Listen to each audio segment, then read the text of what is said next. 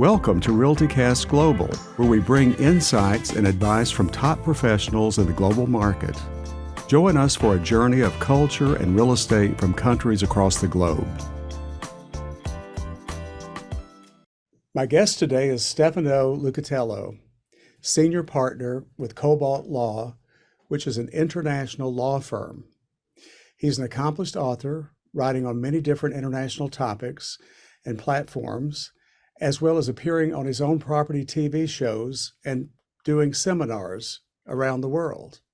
He has written an international property buying book called Investing in Foreign Properties. And today we're here to talk to you about the book and about many other topics within that book that you can share with the audience. So welcome. We appreciate you appearing with us today. I'm sure the weather over there is much nicer than it is here. Here it's absolutely coming down all day. So it's cold and miserable. What's it doing over there? Well, we have about 73 degrees, sunny, and no rain. Well, I should be moving over then. You're welcome to come anytime. Tell us a little bit more about your background. So my background is that my parents were both Italian. My mother was from Rome. My father was from Florence. They both qualified in chemical related subjects in 1956 and came over to England, where they stayed for the rest of their life. My mother then became a head of the Italian language department of the university. My father worked his way up to becoming a director of a petrochemical company, international company. And I was born here in Hull, in Yorkshire, in the north of England, and where I spent all my life. And then about 30 or so years ago, I decided that I'd travel. I was then a lawyer in Leeds, in North England. Then I went over to Gibraltar, and then came back to Yorkshire, where I set up my international law firm. And that's where we started dealing with international property, and that's where it all grew in about 2000. So in about 2000, I decided I'd had enough of being a commercial lawyer. I wanted to do a bit more with my language. I have 5 languages. So I decided that I'd see if I could help people buying property abroad with my skills of international law and knowing international property and having languages. So we put a team together, and it seems to have worked rather well here. We're still here 20 odd years later. That's fantastic. So that's what inspired you to write this book. Yes. Over the years, as you quite rightly said, I've appeared on seminars, property shows, TV shows, radio, international television, whatever. And someone said to me in about 2015, it's about time that all that's in your head actually came out and you actually told people, because one thing is actually appearing on TV where there is no material to hand out. And you should write something that people can actually take home with them and enjoy and come back to you and understand that you know what you're talking about. So 2015, I went to a writing course, which taught me how to write a book. And in 2016, the first edition of Investing in Foreign Property came out. It's now on its 3rd edition because about to be written because we were out of Europe. So that was the second one going out of Europe, and now we're out of Europe. So I'll be writing. I'm sort of halfway through that one, which is a lot of material because as you can understand, having come out of Europe, it's not so much plain sailing anymore, Hugh, for us. We are now considered as a 3rd country, not a 3rd world country, a 3rd country. That's the proper term, which means that whereas beforehand we could travel in Europe without any problems in the Schengen zones, now people from the United Kingdom who only have an English passport, a United Kingdom passport, can enter the Schengen country for 90 days, then they have to leave for 90, then come back for 90. So everyone, as you can believe, in the run-up to Brexit in 2016 onwards, everyone tried to see if they were related to anyone from the Schengen countries, from Italy, France, Spain, Portugal, so they could obtain a Schengen passport, which would avoid them from having to sign in and sign out every 90 days. Like me, for example, with my parents Italian, so I have always had an Italian passport. I don't suffer from the same problem that English people do who only have the passport going to France. They have the passport stamped. They can only stay for 90 days, then they have to come out for 90 days, then another 90. So it's a real hassle being out of the European Union, I have to tell you, Hugh. And going back to the book, yes, it's devised to explain in very simple, understandable language how you should organize yourself to buy a property abroad. And it's not country specific. It sets out in 10 chapters what I have learned over the many, many years that I've been doing this job, and what I think is important to someone who has never bought a property abroad, may have bought a property in his own country, but doesn't know the law of the country abroad. And from the moment you're sat on your sofa on a Sunday afternoon when it's raining in Wales and you're thinking that you want to move somewhere else, somewhere hot, all the way to looking for a property, buying the property, the legal advice, mortgage advice if you want to take a mortgage out, estate agency advice, which is your sector related, setting up a business, how to set up a business, what you should look for, writing a will, making sure that you have your estate covered. When you buy a property abroad, you've got to make sure that if you pass away, when you pass away, that you've set it up properly for your family to inherit, and retirement abroad. And then the last chapter is a bit of an eye-opener, an awakener. What if it all goes wrong and you have to come back to, in this case, the United Kingdom? So that's it in a nutshell. I love the byline. It says the ultimate guide to buying safely. Safely. Can you explain that? Yes, I mean, too many people go abroad, and let's say a garden English person who goes abroad and wants to buy a property in Spain, goes to his estate agent, he usually goes there because he's had enough of being on holiday and doesn't know what else to do. That's the first mistake that people make. If you want to buy a property anywhere abroad, you must go with the intention of buying that property, and not because you're bored and you're on a 14-day holiday and at day 10 you've had enough and you want to start wandering around.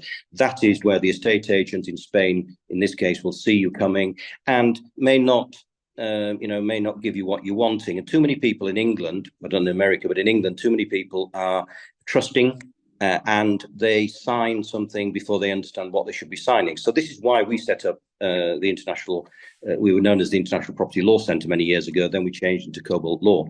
And the idea was to help people buy safely. Why? Because we proposed to help people buy in a manner which is structured and explain to them what they need to do when they're buying abroad, in the same way that we as lawyers explain to people when they're buying here in England. And when people say to me, it's really hard to buy a property in Spain, isn't it? And I say, no, not really. And I say, well, why? Well, if you know what you're talking about, nothing's difficult. It's when you are, let's say, a butcher in the north of England and you decide that you've put your money away and you want to buy a property in Spain, that you go to Spain, you don't know anything, you don't know anyone, you go to the first estate agent. Now, of course, people go on the internet, as we all know here, and they seek out estate agents before they go, and they turn up. They don't know whether what the estate agent is telling them is true, if it's false, if it's good, it's bad, or indifferent. So this is why and I have to say to you, over the years, I've made many enemies of estate agents who we always say to clients, be careful when you go to an estate agent in Spain, because they will send you to a lawyer who is not in their pocket, but they are associated with, and that lawyer may not be able to explain to you in English that you understand and in clarity, in format, what you need to know. So we believe that a lawyer should be in the country where the person comes from, that person or that team should be specialized in the areas that you need to know about, in this case, Spain, Italy, France, Portugal, whatever, and that we can relate to you in the language that you understand the concepts of international property law in that country, in this case, Spain, let's say. So you underline safe, and that's the safe way to go, actually. When looking at the book, and I've read it cover to cover twice, and I love what you've written. I love the instruction. I love the depth. I mean, you got into some pretty good depth of knowledge in each one of these chapters. But generally, what will the reader take away when he reads this book? Well, I mean, the first thing is you've realized, Hugh, is that at the back, there is a 20-page book, notebook. The idea is that when I give these away, I don't sell many of them, but we don't sell many of them. The idea is to publicize the fact that we know what we're talking about and that Kobalt Law knows what it's talking about. It's to take the book away and you take it with you. It's a Bible that you have with you, because as you know, it takes about an hour and a half to read. It's not conceptually difficult to understand. And at the back, there's the notepad there, and that's what you need to take with you. So I always say to clients, when you're on your Ryanair flight or EasyJet flight to Spain, take this book with you, read it on the plane there, and then take this with you to the estate agent and write down at the back what the estate agent has said to you, so that you do not go back to the hotel and ask your wife, what did he say? I don't know, love, I've forgotten. But you've got it written down. So safe, this doesn't purport to tell you everything, but it purports to tell you the pitfalls, the major problems that when you are buying property abroad in any country, it's in America as well, even though you have a much easier purchasing system in America than we do in Europe, because of title assurance. You don't have that in the civil law jurisdictions of Italy, France, Spain, Portugal, and any other country that was conquered by Napoleon. So it's quite complicated. And civil law, European law, is totally different to our English law. So the English person doesn't understand buying property abroad. So this is why I wrote the book, because there'd been no other book written since 2007. And then the books that had been written were tomes. They were big Bibles that disinterested people straight away. And my idea was to conceptualize and to shrink into 10 chapters, which is the ideal size for a book, what you should know so that you don't fall into the commoner garden traps. I mean, Hugh, you don't know the number of people over the 30 years I've been doing this who have come to me and said, Mr. Lucatello, I bought a property in Spain. I signed this piece of paper. I don't know what it is. I'm being asked to do left, right, and centre. Can you help me? My initial attitude is, no, I can't help you, because you should have come to me in the first place. But, being charitable, I say to people, yeah, of course we can see if we can help you. People are wont to travel abroad and trust people and sign before they know what they're doing. They shouldn't do. And I always say to people, take my book abroad, take the card. If you're in the estate agent, ring me from the estate agent, hand the telephone set to me. I'll speak to them and I'll start the dialogue. And within 3 or 4 minutes, I will easily understand whether you are onto a good thing or not. In writing this book, you have 10 chapters. So among the 10 chapters, which is your favorite one? Your favorite chapter? The appointment of a lawyer. Of course it is. Of course it is. No, I think the most interesting one is retirement over there. And I say that because, as you know, I'm in the throes of buying my own agriturismo. My agriturismo is a country house. It sleeps 30 people. It's got a restaurant on the ground floor, and it has an industrial kitchen. And as you know, I love cooking, Hugh, and as many of your viewers will get to know as well, on Instagram and Facebook, I always post a lot of stuff that I cook, and I get a great degree of satisfaction out of it. My aim is to set up this international cookery school, an Italian cookery school, where people can come for 2, 3, 4, 5-day courses with local chefs, national chefs, who will come and teach people. You'll stay with us in the family. After all, there are 10 bedrooms, so you've got ample space. There'll be a swimming pool so you can relax. And usually people come in couples. There's one, whether they're male, female, whatever, there's one that loves the cooking and maybe the other one not so much, and he or she wants to relax. So we're going to have a little spa as well, and a sauna, so that people can swim and relax. And then we're in the middle of the countryside, so people can go cycling and go to the seaside. We're within half an hour of the seaside and within half an hour of the mountains. So this is what I'm going to do. And as I say, retirement for me, I'm 61, and I think I've given to the legal profession a lot. And I think it's time for me to dedicate more of my time. I'm not going to give up being a lawyer, an international lawyer. I get a great degree of satisfaction from the people who write back to me and say, Mr. Lucatello, it's been a real pleasure. Thank you very much. We wouldn't have been able to have done it for whatever reason, and I have to say to you, my own purchase is an absolute nightmare. So when it's finished, I'm going to be writing a thing about it, because nothing has gone right in it. Not because I haven't read my own book, by the way. I have read it back to back, cover to cover, a few times, just to get some things out of it if I'd forgotten. But sometimes things play against you and you just can't get it right, because it's out of your control. And this is the point. Many things when buying property abroad are out of your control, and if you don't know how to deal with them, then that's where the cost implications come, because you can get taken for a ride. But as I say, retirement is my aim, is to go over there, eat and drink, get to know my own country, because although I was from Italian parents, I was born in England. I'd like to understand Italy much more, just like many of your your compatriots in America who have Italian background or French background, and more of them are coming over to Europe now and settling in Europe because they want to discover who their forefathers were. I see. Two things. Number one, can you tell us one of the problems you've had with this transaction that you're currently involved in? Yeah, the vendor is a farmer, and he's selling me. He has 70 acres he has 70 hectares, sorry, of land. Has his own farm buildings and whatever. And then there's this house, which is a restaurant he has, and land with it. And there is a mortgage on the land and the buildings. And the bank that holds the mortgage is an agricultural fund, and it's never had to deal with the separation of part of the land and the property and taking it out of the mortgage that exists on the property at the moment, so that the guy who's selling the property will still have a mortgage on the land with the bank, but it won't include the land that he's selling me and the buildings that are on my land.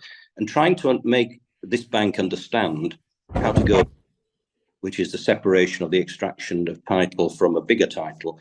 We're now on to month 5, and we're hoping that it'll happen in the next month or so, completion. It should have happened on or by the 31st of December. We're now, as you know, nearly the 1st of April. So yes, that's one of the things. And there was no way of knowing, Hugh, that this was going to be a problem because, as you know, in most countries, when you buy property with a mortgage, the mortgage will either be paid off on completion, or in certain countries like in Italy, France, Spain, and Portugal, you can actually take over the mortgage of the vendor if you wish. So in this case, I don't want to take over the mortgage of the vendor, and I want to be extracted from his mortgage. But, to me, in England, we do, as commercial lawyers, property lawyers, we do this a lot, where a client comes to us and says, I've got a mortgage on the whole of the land. I want to sell part of it off. Can you extract that part of it so that I can sell it free of mortgage, everything? Yeah, but these people have never heard of it before. So there you go. Well, second question, once that is resolved, what are you thinking about as far as opening your culinary school? The culinary school, one would hope would open by September of this year. We've got to put a swimming pool into it and arrange one or two bits and pieces. But I have to say to you that just like yourself and many others that have had, I've had the pleasure of posting things too, have said, tell me when it's opening because I'm on the first plane over. So a big queue of clients, English friends, international friends like you, and other people from FIABSI and that I've met over the years. And NAR saying to me, tell us when it's opening because we'd like to come over. And I'm very, very much looking forward to it. And the advantage is, of course, that because we've got internet everywhere, I can practice over there without any problem. I can still do the job over there that I'm doing here in England. Sure. Well, I'm excited about that. And I do want to be among the first guests that come. You will be on the list. You'll be on the getting into some of the other parts, other parts of the chapters. What about financing a purchase? Yes. Overseas. The financing of I always say to clients, if you buy a property abroad, you should try and get a mortgage in the country that you are buying in, and that mortgage should be secured on the property that you are buying. You should not, and you should only leave it as an ultimate, take a second mortgage out on your property and your main roof over your head in, let's say, in England. Many people I've seen over the years who have gone to developers and English developers who are dealing with property abroad and they've been convinced, these people, to take out a second mortgage for the stage payments of their property that they're buying in Spain, Italy, whatever. And in many cases, these developers have never got to the end and they've gone under, and these people have lost the money and they've still got a mortgage on their home, which is usually a second mortgage, over and above that which they have for normal purposes of buying a house for residential purposes.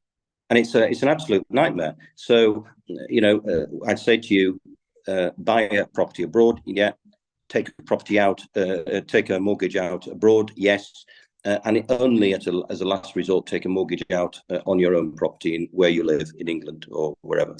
I see. So that brings up 3 other things. If you're purchasing a property and you're going to be renting that property, what about income tax on rental income? Right. Okay. So let's take, for example, a United Kingdom citizen who buys a property in Italy and he decides that he wants to rent it out for part of the year. Because he's United Kingdom resident, he will pay tax on all his worldwide income to the United Kingdom authorities. So he will declare to the United Kingdom authorities the that he's made in Italy in this case. He will also file a return in Italy. But filing a return, as you know, Hugh, doesn't mean paying tax. It means making the tax office, in your case, the IRS, aware of the fact that you have earned income and you're not paying it in Italy. Why? Because you are tax resident in the United Kingdom. The two authorities will then talk to each other, and there's something called the Double Taxation Treaty, which says that you will not be obliged to pay or forced to pay tax in two countries for the same figure, as it were. So you will pay it in your main residence, your tax and fiscal domicile. Okay. Okay. We've heard in the US a lot about wealth tax. What about wealth tax there? Right. Okay. We don't have a wealth tax in the United Kingdom. We're one of the few countries that don't. In France, there is a wealth tax. If you own a property jointly, it's about it kicks in at about 1.3 million euros. In Spain, dependent on the areas of Spain, because not you understand, Spain is a federal nation with its own regional governments, and some have wealth tax and some don't. In France, for example, they are very hot on charging you a wealth tax, so be careful. If you buy a property in France and is above 1.3 million euros, you will have a yearly, I think it's a 1 point something or other, 1.2% wealth tax, and the property goes up in value, Hugh, every year. So the government will say, well, the property was worth 1.3 last year, it's worth 1.4 as far as we're concerned this year. So you're paying the wealth tax on an ever increasing value of a property. We don't have that in the United Kingdom, so we're quite sheltered from that sort of thing. But and in many cases, people buying property abroad in France, Spain, and Portugal don't understand that there is a wealth tax because they don't fall into the trap of actually having to pay it because their property is not valued higher. It's only the people, let's say in Spain, in Marbella, in Malaga, in Barcelona, in Madrid, that are over 1 million. They get stung for this. And in some cases, wealth tax is whether you're resident and not resident. So in France, wealth tax is if you are resident. In other countries, wealth tax tax a person or a couple, even if they're not resident. So you have to be careful. It's one of the main considerations. I think you touched on this in one of the chapters, but about inheritance tax. What about that? Right. Well, I mean, in England, United Kingdom, we have inheritance tax, which is that a single person who dies has up to £325,000 before his estate have to pay 40% tax on everything above. If you're a couple, a married couple, then you have up to £650,000. Anything above that is at 40%. Now, abroad in the European Union, there is no inheritance tax. It's called succession tax. And it's a big difference, Hugh, because whereas in the United Kingdom, inheritance tax is payable by the estate, this non-existent body that carries on the administration once you've passed away.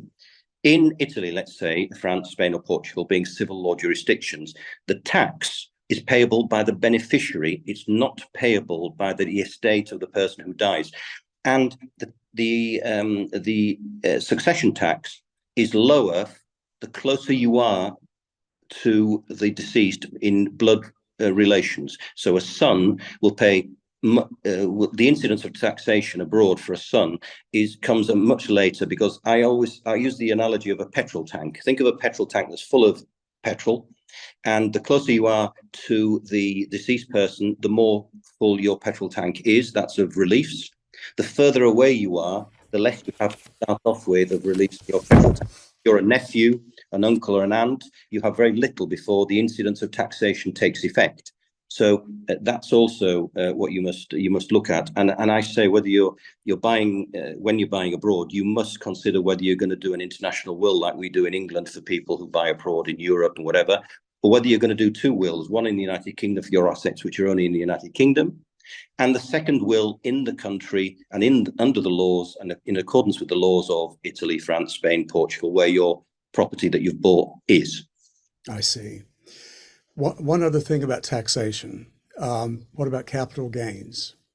Right. In many countries, capital gains tax doesn't exist. For example, in Italy, if I keep my house that I'm going to buy for over 5 years, and let's say that someone offers me twice what I've paid for it now, I pay no capital gains tax. In France, capital gains tax exists. It's a very, very complicated exercise, and the longer you, in essence, the solution is hold it as long as possible. For example, in Turkey, where we do a lot of property purchases, there is no capital gains tax, and in many jurisdictions, Spain, part of Spain, in Catalonia, for example, there is no capital gains tax, but in other regions there is. So you've got to choose very carefully. It's almost to use an analogy with America, if you're going to kill one, make sure that you kill them, and I don't advocate it for 1 minute, make sure you're killed in the right states, you're not going to get the death penalty. And someone said that to me many years ago, and I thought to myself, you're right, it's that bad. So you've got to be very careful. These things are the minutiae, Hugh, of buying a property abroad, and not always the first things that people think about. That's I have true. I have to say to you, though, that over the 30 years I've been doing this, people have become much more savvy, much more intelligent, much more curious into the knowledge. You must have it the same as an estate agent, me as a lawyer. I now have people coming and emailing me saying, I've been onto your website. I can see you're the right fit for us. I've got the next 20 questions. Could you answer all these 20 questions for me? Whereas before, 30 years ago, they used to come and say, I want to buy a place in Spain.